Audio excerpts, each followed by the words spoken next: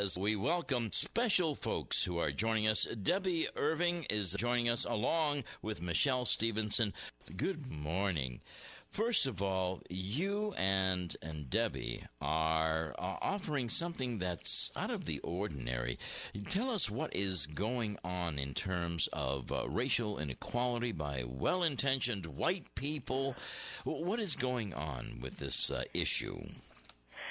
Wow, this is a big question. Maybe I just start from kind of my personal experience as a black woman raising African-American boys. My husband and I are filmmakers by profession, and we made a documentary called American Promise, spanning over 13 years of our son's life.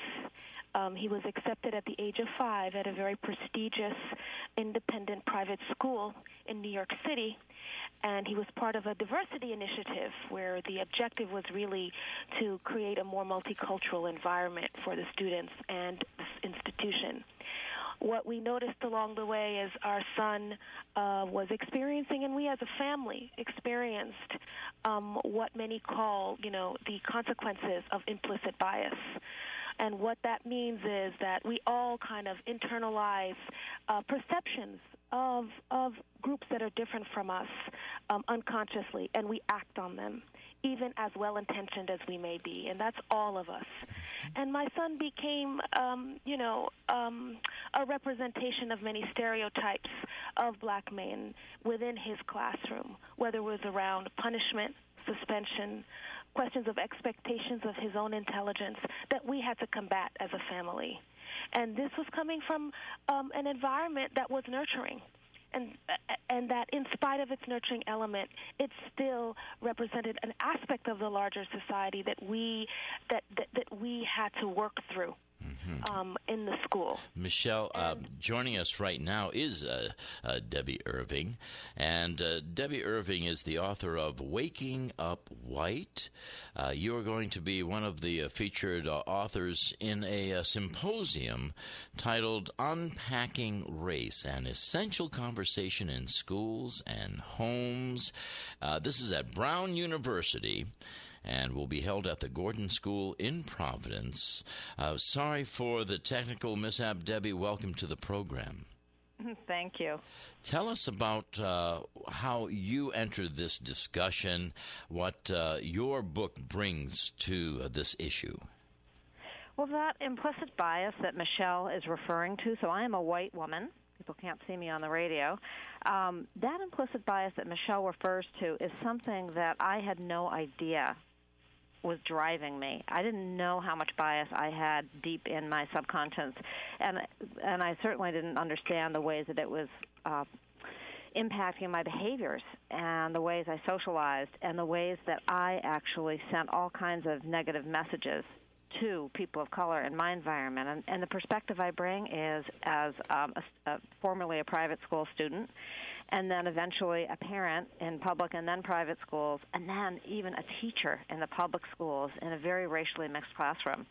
And it took a graduate school course to wake me up and force me to investigate my own racial identity and the ways that being a white person had allowed me never to have to address the uncomfortable exploration of examining my racial bias. And so my story is a memoir that tells that awakening process.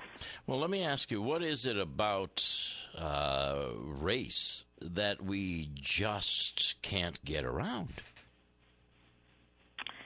I think I can... Go ahead, Michele. No, go ahead. So polite. I was going to say, as white people...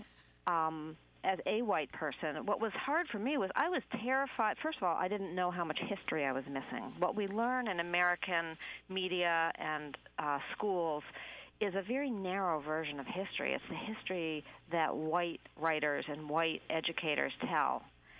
And missing are the narratives of all these other groups of people who haven't been able to have the benefits of being called white and being brought to the table to create curriculum, to create movies, to create television shows. And so there's this huge missing information. And then there's also, for me, there was this deep understanding. Race was not talked about in my household, so I didn't grow up with parents who a family that was overtly bigoted. There was just all this missing information, no discussion about race. And whenever I tried to bring it up, I would go completely red. I would have this sense of terror that I was going to say something wrong or offensive. So I chose not to talk about it, which is the worst strategy. Well, let me ask Michele this. Why is there such a racial divide? What do you see as the reason why race is an issue that just won't go away, Michele? Well, I think there are two things. In the same way what Debby said, in terms of there's a whole history that we have not really come to terms with around slavery and how this country was built, and how many different groups contributed to where we are today. But at the same time, what we have to acknowledge is that talking about race is painful, because it ultimately comes to our own inner perception of who we are. Oh, good. Let me hold you there for a second. We have a minute left.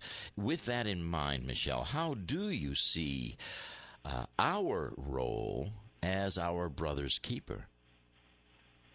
Well, I think the role is really to be self-reflective. And in many ways, we start from ourselves.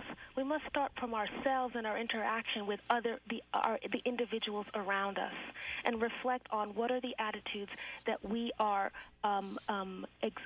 demonstrating, and how can we engage in conversations that are more than just superficial. How can we get to and I think Debbie's book, the film, The Conversations Tonight, and The Conversations Tomorrow at Brown are a first step in engaging in something that I think is beneficial for everyone, so we can get to the next level, change the statistics that are out there, but also benefit our own children and ourselves in perceiving what the world is. Debbie and Irving, how we can better the world. Thank you, Michele. We have 30 seconds to give folks the logistics. Where is it going to be held? What time? Tonight's events are at the Gordon School, and tomorrow's events are at Brown University, and all of it can be found if you go to gordonschool.org/unpackingrace. All the details are there. Tomorrow is a morning event. Tonight is an evening event. And what's phenomenal is the response that both Brown and Gordon have gotten indicates that this community, this state, is clamoring for this conversation. Very good. Debbie Irving, thank you. Michele Stephenson, thank you. Thank you both for what you're doing in bringing an essential conversation to the forefront. We truly appreciate your participation, and we hope through this radio appearance the awareness of what you're doing gets out there, and that you have people attending tonight and tomorrow.